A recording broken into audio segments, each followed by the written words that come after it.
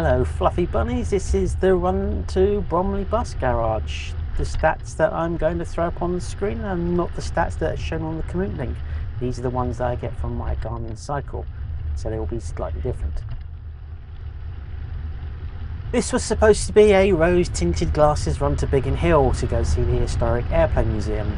Instead it was a slog for 30 miles to Bromley bus garage in the pouring rain, cold and tired legs with an equally long cycle back home.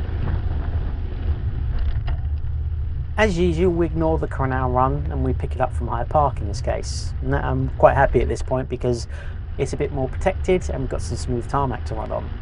After Hyde Park, we continue past His Majesty's home and over Westminster Bridge. We continue through Kennington, passing through Burgess Park. Peckham comes up next and we go right on the map to Catford. From Catford, we go south and keep heading towards Orpington and our final destination, Bromley bus garage. At this point we've travelled just over 30 miles.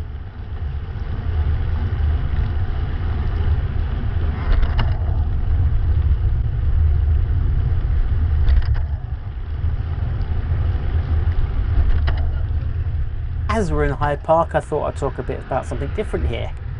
Tucked away in the bushes near Victoria Gate is a pet cemetery, a tiny moss-covered gravestone set, which began accidentally in 1881, when a lodgekeeper allowed his friends to bury their terrier, Cherry. Over the next 2 decades, it became a trend for wealthy Victorians, eventually reaching over 300 miniature graves before closing due to lack of space. It's closed to the general public, but you can peek through the iron fence along Bayswater Road.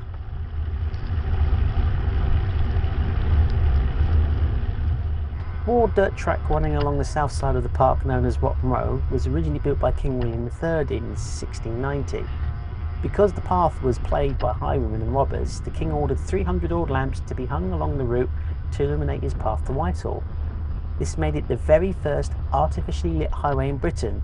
The name itself is likely a corruption of Route de Roy.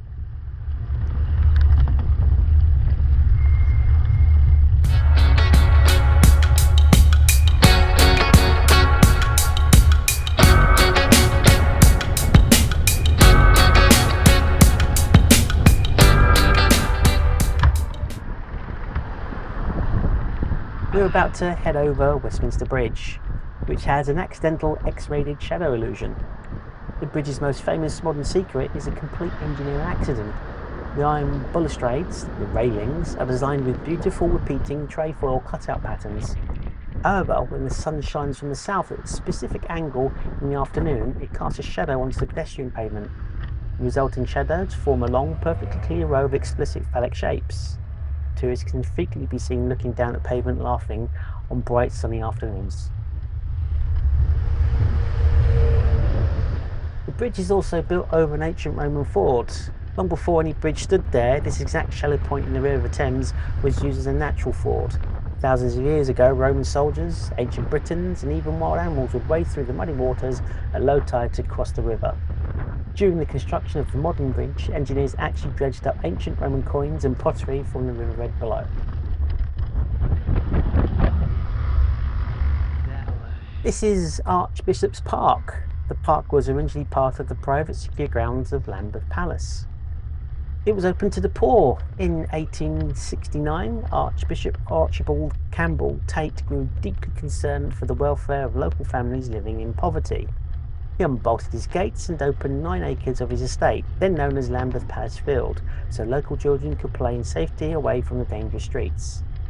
Following a successful public campaign, it officially became an unrestricted park in 1901, opened by the Prince and Princess of Wales. The land is actually still owned by the Archbishop of Canterbury.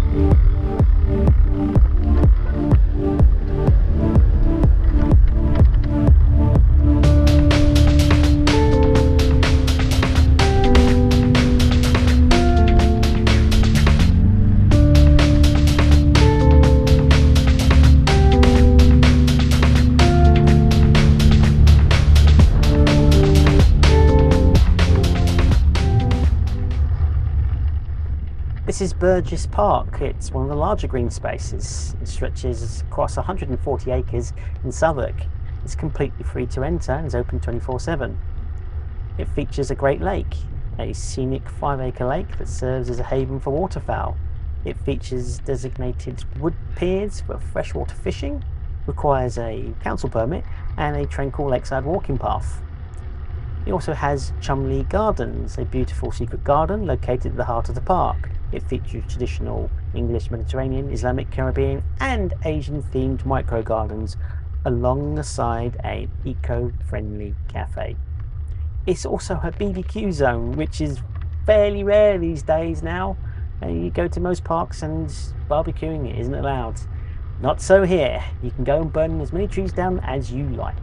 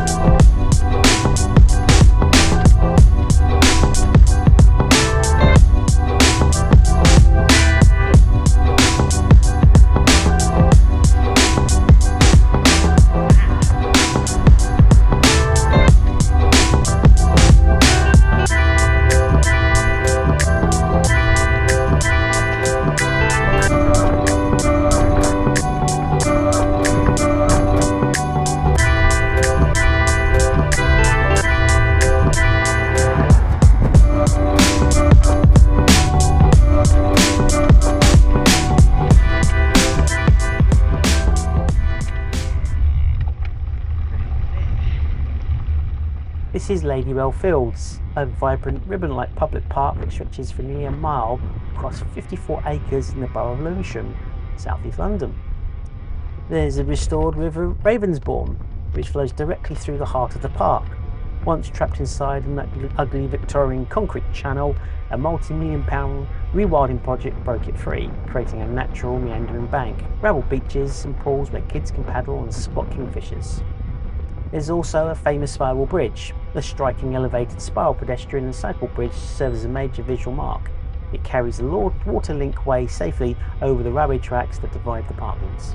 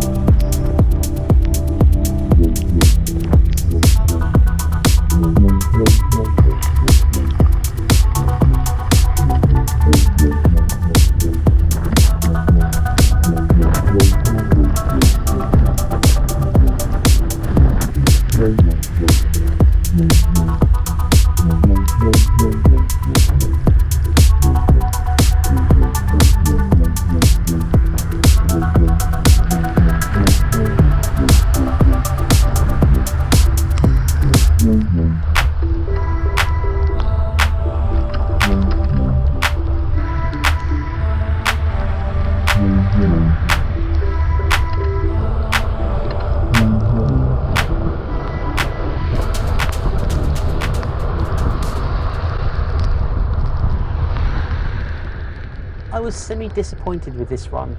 I wanted to get to Biggin Hill, but with it being so cold, my legs got to near frozen and I was getting stiff. I had to stop off, and I stopped off at the bus station. So what you're seeing here in a moment is the bus station. I stayed there for a good 20 minutes, fueled up, got some gels inside me, and then cycled back. It just felt like a bit of a slog. Unfortunately, the weather makes it miserable and makes you feel a bit miserable. So unfortunately, this is where we're going to leave it. Hope you enjoyed it still. I mean, there's hopefully some information in there you found about the parks and Hyde Park that were useful. I'll see you in the next one, Fluffy Bunnies.